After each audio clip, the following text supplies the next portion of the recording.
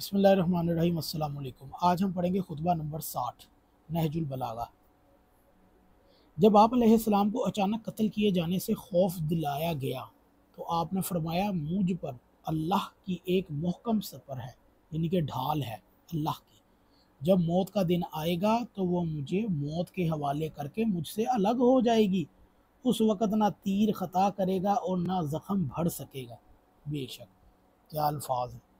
یہ میرے خیال میں صفین کے مقام پر کے الفاظ ہوں گے، کیونکہ جب حضرت علی کے لشکر میں سے ہی خارجی نکل آئے اور نواسب نکل آئے اور ایسے لوگ نکل آئے کہ جو بہت زیادہ جاہل تھے، تو انہوں نے حضرت علی علیہ السلام کو قتل کرنے کی دھمکی دی۔ تب یہ حضرت علی نے فرمایا کہ اچانک قتل کیے جانے کا خوف جو دلا رہے ہو، مجھ پر اللہ کی ایک محکم سپر ہے، ڈھال ہے۔ جب موت کا ایک دن آئے گا تو وہ مجھے موت کے حوالے کر کے مجھ سے الگ ہو جائے گی، وہ ڈھال، اور اس وقت نہ تیر خطا کرے گا اور نہ زخم بڑھے گا۔ خطبہ نمبر 61۔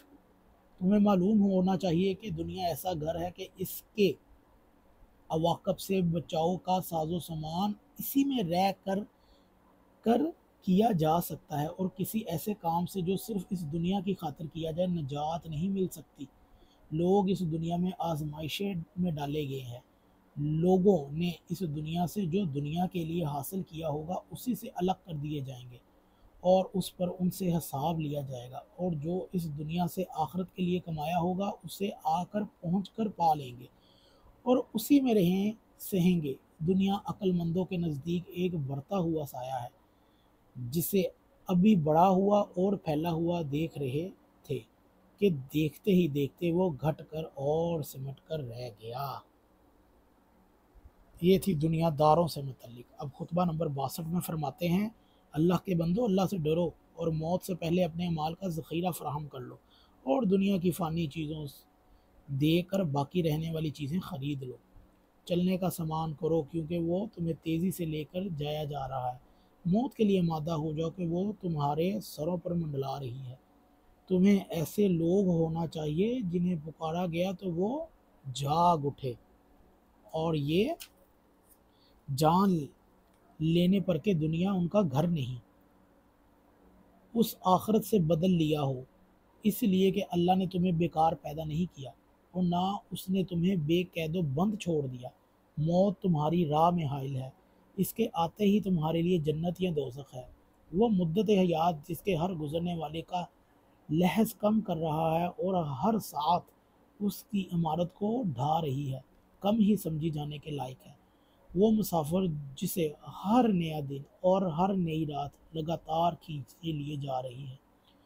اللہ اکبر!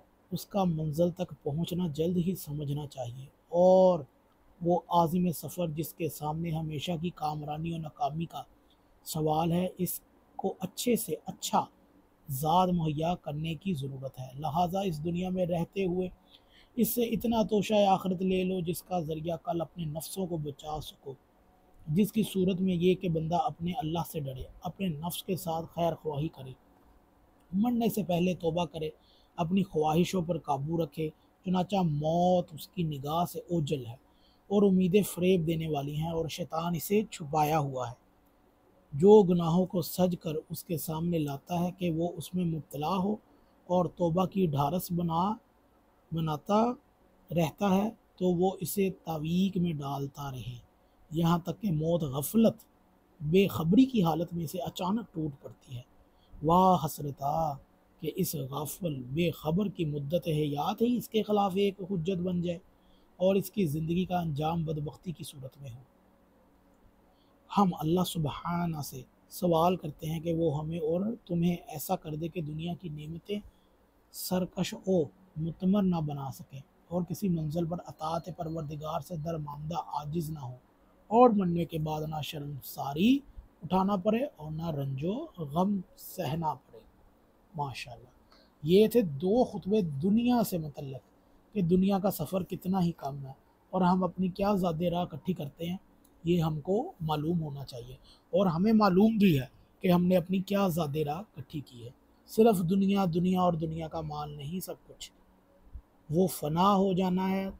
جس طرح تم نے اپنے پچھلوں کے گزرے ہوئے مال پر قابض ہو گئے، تمہارے مرنے کے انتظار میں تمہاری اولادیں بھی اس پر قابض ہونے کے لیے تیار ہیں۔